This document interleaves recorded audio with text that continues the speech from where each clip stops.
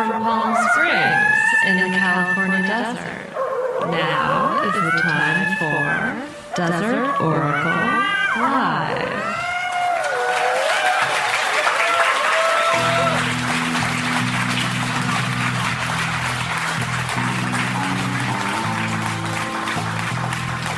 Well, it is nighttime in the desert. Once again, just look outside. We're having a fine evening at the Ace Hotel and Swim Club here in Palm Springs. Playground of the presidents, as they say, and luckily not the case right now. Tonight we bring strange tales from the vast American desert, a land of weird schemes and enduring mysteries. Since ancient times here, for as long as humans have lived upon this arid landscape, there have been sightings of strange lights in the sky, fireballs that follow you around, even airships in broad daylight. Now, Death Valley got its English name from some gold rush bozos who got lost out there trying to get to the California that they'd read about in the newspapers. The land of milk and honey, and mostly the land of easy pickings. The land where you could pick gold right up off the ground. But that big valley with the Funeral and Panamint Mountains rising up on either side, great walls of rock topped with cool forest of pinyon, was and is the home of Shoshone people, Paiute tribes that have called the place home for ages. The tribe that calls itself Timbisha today. The valley floor is just fine in the winter months. And when it gets hot, the people would pack up and they would head for the pine forest. They would go up there and live in relative comfort, hunting deer and bighorn, collecting pinyon nuts, and watching these mystery sky ships that would travel from mountain peak to mountain peak across the immense valley we call Death Valley. The ships they thought of as canoes, the ships of another race, the race of the old ones. In 1947, a Washington State businessman and private pilot named Kenneth Arnold watched in amazement from the cockpit of his private plane as a fleet of boomerang-shaped craft maneuvered over and around the Cascades at tremendous speeds. The whole country, the whole world really, quickly went nuts for the flying saucers. 2 years later, with the UFO panic still growing, a magazine called Fate, the same magazine that published Kenneth Arnold's first-person story of his famous encounter, published a curious tale called Tribal Memories of the Flying Saucers. A transcribed conversation between a visiting Navajo writer and a Timbisha elder. The article quotes the elder as saying, "We, the Paiute Nation, have known of these ships for untold generations. We also believe that we know something of the people who fly them." These stories were often neglected by the self-appointed UFO experts because they did not fit easily into the popular theory of the time, our time. The popular theory that the often seen mystery craft in our earthly skies had to be spaceships, had to be filled with space aliens. It fit our mindset at the dawn of the still new space age. It fit our science fiction stories. In time and in our present time, the old stories became so separated from our space age theories that the easiest way to scare off an intrepid UFO researcher was to mention that your sighting also featured a hairy monstrosity with eyes like burning coal. From the high desert cowboy movie set village of Pioneer Town, we are very happy to have the documentary filmmaker Jeremy Corbell. Jeremy, if you're out there in the dark, please come on up to the phone booth. Let's welcome Jeremy Corbell to Desert Oracle Radio. Your films live on extraordinarybeliefs.com. Yeah, currently on iTunes as well, yeah. I brought up these ancient tales from Death Valley and here in Palm Springs because it will go well with something I want to ask you about. We've talked about it a little bit before, but it's a place that has utterly fascinated me since I first read about it in the Deseret News in 1996. It's a place known to connoisseurs of the weird as the old Sherman Ranch, the Bigelow property, the Skinwalker Ranch. This place is a concentrated area for this activity. But beyond lights in the sky, they report about creatures on the ground. And this is something that was studied by our military defense, by our government, and it was also studied by about 7 scientists for 7 years under the Bigelow Aerospace Company. And this is Robert Bigelow. Robert Bigelow, he's a billionaire. And he made his money off extended stay motels, is that correct? Yeah, just absolutely. That's how and he ran a paranormal wing of University of Nevada, Las Vegas. Yeah, and he also ran NIDS, which is the National Institute for Discovery Science. And that was incredible. So that was the most scientific organization to look at a paranormal hotspot in history. So they focused on Skinwalker Ranch because he owned and bought Skinwalker Ranch. But this goes back to 1994 when the Shermans bought the ranch, right? And then essentially from there, it was just chaos. I mean, the family was in disarray. The things that were happening to them, 2 straight-A student children, went to F's. The wife who was a banker. This happened to my children once. Yeah, it's messed up. Man, you got the most mysterious voice in the whole Mojave Desert. I don't know if you're old or young. It's pretty wild. Thank you, Jeremy. So you have been welcomed onto this property that has, now I went by there one time. You did. And there was an old country fence, but you showed me pictures of the fence that exists there now, and it looks like the fence outside a military base, outside of Cheyenne Mountain or something. Yeah, there's been a lot of attention at this ranch, being that it is one of the hot spots in the area for this type of activity, both by the military and also by these unknown visitors. And so they have fortified the property because it is private property. You cannot just go there. But if you're invited, you can go on. And there's a handful of people on this earth that have been invited, and I was invited, and I was able to go on the ranch. And it is a strange and bizarre place. Tell me 3 weird things that people have seen on this property. Well, I saw my drone crash into my mentor in journalism named George Knapp. It just went right into him. And it was probably operator error, but I'm going to blame it on the Skinwalker. So the way I got involved with Skinwalker Ranch is because my mentor in journalism, George Knapp, with a scientist named Colin Kelleher, they wrote a book called Hunt for the Skinwalker. And that's how I learned about this story. And so reading that book is a first good step to understanding the chaos and the weirdness. Now, this spun off from George Knapp's articles in the Las Vegas Weekly, right? It in fact did, yeah. I mean, the story went to the Associated Press when the rancher came out and said, we're having weird stuff going on. And he thought it was the government. And he wanted to get attention to make sure they weren't trying to take his ranch or something. But in fact, the history of chaos on this ranch was happening way before. And so when that came out, George started reporting on it. And actually, he's had to keep secret about a lot of stuff because Bigelow owned it. And it was all private information. But there are things that were reported. For instance, there was a report of a kind of beast, the kind of thing that we hear with the Yucca Man or the Taquits, a shaggy, red-eyed monstrosity, etc. And also triangular ships appearing, portals opening. Man, it's wild out there. So I mean, I got to talk with the some of the police officers who patrol the area, and not like out here in the high desert or low desert when you hear of chaos in a house, you chalk it up to methamphetamine. This is wild. They have to take every report seriously. So everything from lights in the sky to motherships to creatures. And a lot of this has been filmed and documented by the scientific organization NIDS when Bigelow owned it. A lot of that footage is coming out through my films in the next couple years. Have you seen anything particularly weird on the property? It's strange, man. I was the most skeptical I've ever been when I was on the property. If I saw something weird, I'd chalk it up to something normal. But flying a drone into George Knapp. Yeah, just flying the drone right into his face. Oh man, I feel bad about that.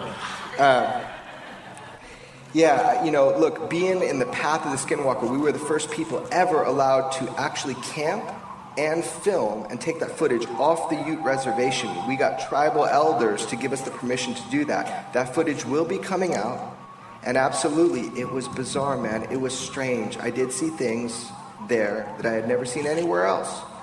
Come on, tell us. Well, look, a lot of it's inconclusive, man. I mean, here's the deal. The phenomenon never repeats itself. So you go out there, you see something. I mean, the whole place lit up. We had lights the first night just looking at the ranch, but we found no source of the lights. We have nothing to report. There were lights. But like a lot of the people that live there, they are now talking to us, and we are documenting their experiences, and we are going to bring it out to you guys so you can hear what they're talking about. I want to go, in the property.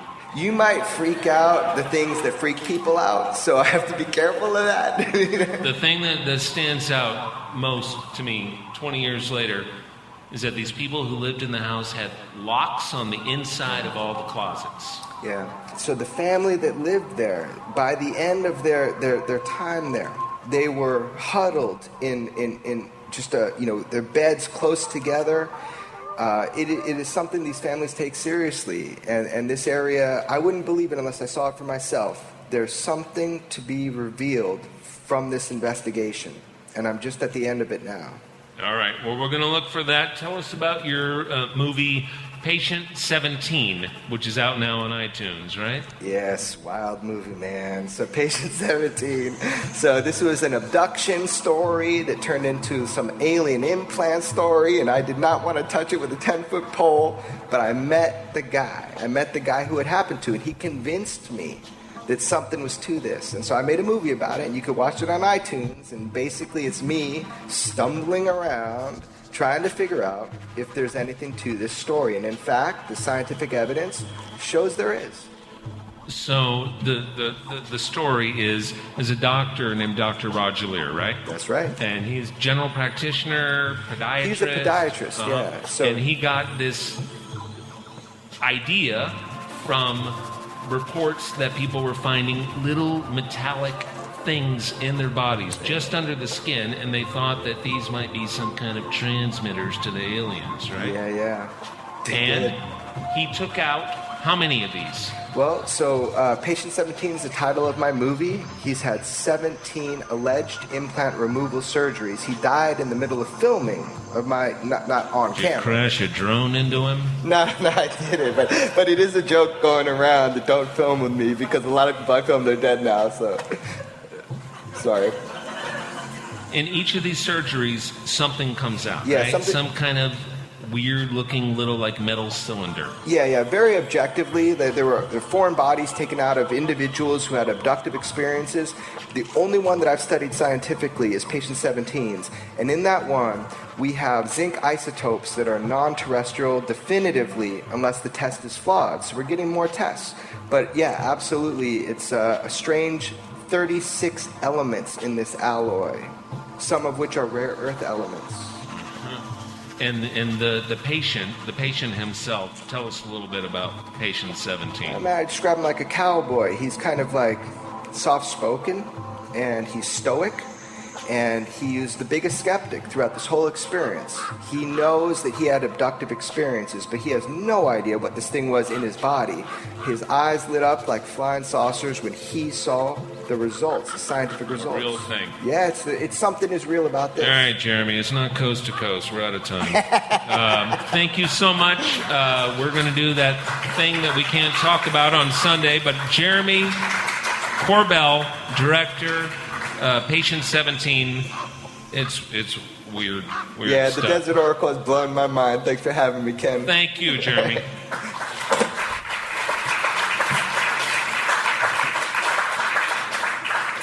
I still can't watch the part with the surgery. I don't like that. Now, I want to tell you about a place not far from here. It's on the Butterfield stage route that connected the old Southern California desert and mountain towns of Borrego Springs and Warner Springs. And it's called Dead Man's Hole. At this oasis, a miner with his jackass or a stagecoach full of travelers could stop to water themselves, water their animals, enjoy the shade, enjoy a rest.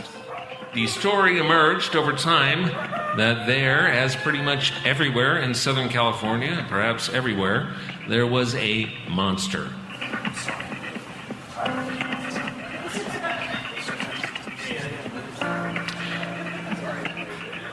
Well, we've got Brendan Mays here.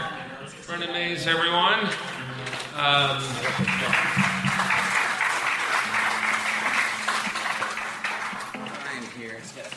Good to see you. What I'm sorry about happened? That, Ken. I got late. I was, out in Palm Springs traffic, a little heavy. No, I was out in Desert Hot Springs, and I just got. It's a call-in show.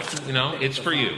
Pick it up. Thank you. All right. Yeah, I was in Desert Hot Springs. They got these the Range Rovers. The cars that can go anywhere, right? Well, it's the commercials. They're driving out there and blasting through snowbanks and doing donuts in the desert and everything, scattering animals. But you got stuck in the sand? You pull off the side of the road on a soft shoulder, and I was stuck. I was stuck there for about 3 hours. What are you doing up there? Well, Ken, we were doing quite a few things out there. We at the Mojave Mirage Company are actively scouting locations for expansion of our operations. We're looking to extend the Mojave Mirage Refreshment Solutions brand into one of the most lucrative business opportunities in a generation. I'm excited to announce here tonight the launch of Mojave Mirage Mystic Mist Herbal Sensations. You doing a dope grow? You're growing marijuana? Well, yes, actually, Ken, that's exactly what we're doing. We're going to be having a grow operation out there. We plan on having a full line of smokables, edibles, infused beverages, cosmetic and therapeutic salves and creams, lip balm, and whatnot. So if you want to add a little THC to your life, we want to be there to help you. Look, Ken, it's a huge industry, right? There's a retail sales last year. When does it become legal in California? I believe it becomes January 1st. It becomes legal. I mean, it's something to celebrate, right? I mean, it's going to grow to $30 billion by 2020. That's a compound growth rate of over 17%. That's going to earn a lot of people a lot of money. Big earnings. Big earnings, yeah. There's a tremendous interest we have, from international investment bankers and hedge funds. And we've got main backing from a few Chinese generals and provincial governors looking to move the cash out. We got a horticultural scientist from Oregon State University. We've got law enforcement experts from Del Norte County. Food Machine Corporation is in on it. This is going to be really big. Why Desert Hot Springs in particular? There were 4 considerations we were looking at. One of them, of course, was cheap land. Well, land out there in Desert Hot Springs is really cheap. Second thing, water. There's water everywhere. You could probably pump 1 million gallons, and nobody would even notice it. Not a drop. And then, of course, we have cheap labor. I mean, just look around. There's all these people standing around doing nothing, walking around in ditches, spinning these weird yo-yo things, walking down the road. And of course, number 4, which is very important, is we have very lax law enforcement. And so that's what we were looking at. Let me just go over my notes here for a second. So what you're looking at is a commercial grow operation. I assume you're going to be doing this indoors? We will be doing this indoors, yes. Do you have your prospectus there? Well, I've got my prospectus here, and it looks like I'm missing a page of my prospectus, unfortunately, which had a lot of really good information on it. There are certainly investors out here, so if you have a way to approach it that differs from every other marijuana company in America. Well, we're going to do an approach of trying to get local jobs for the local economy. Uh-huh. Something like 55% of the area residents are dependent on some sort of government assistance, and we're looking to break that cycle of intergenerational dependency on the government with the best-known antidote: good-paying jobs.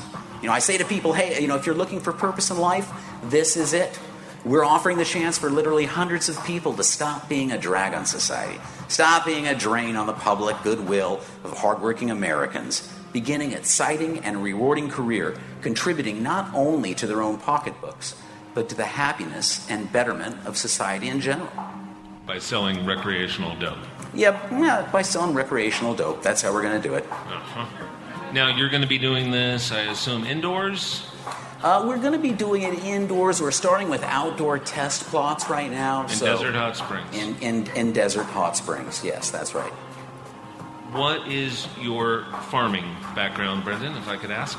Well, I tried to get in on the organic farming movement back in 1999 with a little farm I had up in the Bay Area, and we turns out pesticides are really, really important for growing crops. You know, verticillium wilt. I mean, there's a million things that'll take you out right at the knees, and we lost a lot of money, but it was a good effort. It was a good effort. The actual reason I invited you to the show is not because of whatever this is, but because of these flyers you've got all over Joshua Tree. I saw them at the Yucca Valley Swap Meet. Yes, that's right. You're papered the town. Yeah, a mindfulness institute of some kind. That you were offering a master's degree in mindfulness. We are offering, absolutely, yes. Ken, we are proud to talk for the first time openly about our joint project with the Magic Mystic line of recreational marijuana. We're going to be opening the Mojave Mindfulness Masters Institute in conjunction with the launch of the Mystic Mist line. Yeah. Look, we're a little bit late to this game, right? We needed something, some sort of gimmick, like anything that would help differentiate ourselves from the rest of the competition. So we reached out to the Cistercians, but they're quite savvy, they're good marketers. They wanted a majority-minority holding and control over creative and distribution, which you we were not marketing giving. this thing in Joshua Tree as a Buddhist mindfulness retreat that will give degrees of some kind to those who take part. Is that correct? Yeah, that's basically correct, yes. Yes, that's basically correct. Do you yourself have any background in Buddhism? I'm no expert in Buddhism. I'm no expert in Christianity. I'm no expert in Islam or anything. I just know what works. I bring business savvy, knowledge, and acumen to anything that any sort of project that we can dream up. From the look of the flyers, and honestly, I only knew it was you because it was your Hotmail address Yeah, on that was the a mistake. little tab. Hotmail. It's so dated. You seem to be marketing this as a high desert, Joshua Tree, millennial, hipster, mindfulness kind of thing. Yes. And a sense that one could have personal and corporate growth by becoming more mindful. How does this play into the Desert Hot Springs property? Well, we had to recapture the spiritual essence of the Mojave Mirage brand. And if you know anything about this area, there's a lot of many Zen practitioners and organizations out here. So we reached out to our friends in Silicon Valley. We have quite a few friends up there in social media and the software magnates up there. And so they turned us on to a more corporate-friendly version of Zen Buddhism. It's called mindfulness. And get this, it's about breathing. I mean, what's easier than that? What's easier than breathing? Every day, people around the world in every single country are breathing. And we want to be a part of that. I mean, come on, how easy is that? So anyway, we got a Zen master in training from the Zen Center near San Francisco. The program begins with, of course, the beginner's mind, which is that state of childlike naivete and openness to everything. And the foundation of mindfulness, beginners will then follow the program, advancing to successive levels of achievement, such as silver and gold mind status, before finally reaching the platinum level and graduating, with a certificate with a platinum mind. So far, all Watanabe has sent us is a one-page curriculum with the word breathe on it printed 66 times. When do you hope to be bringing your first students, I guess they're students, to Desert Hot Springs, and what will they do there? Zen Master Suzuki said, fall down 7 times and get up 8 times. Well, guess what? There's exactly 8 stages to the growing, processing, and packaging of marijuana. It's like a natural fit. It's like something from God, or if you didn't believe in God, some other religious thing. So, like many Zen Buddhist centers, we're centering it on the concept of Brendan, we've run out of time. I thank you for joining us. My elevator pitch is at the end. Brendan Mays, everybody.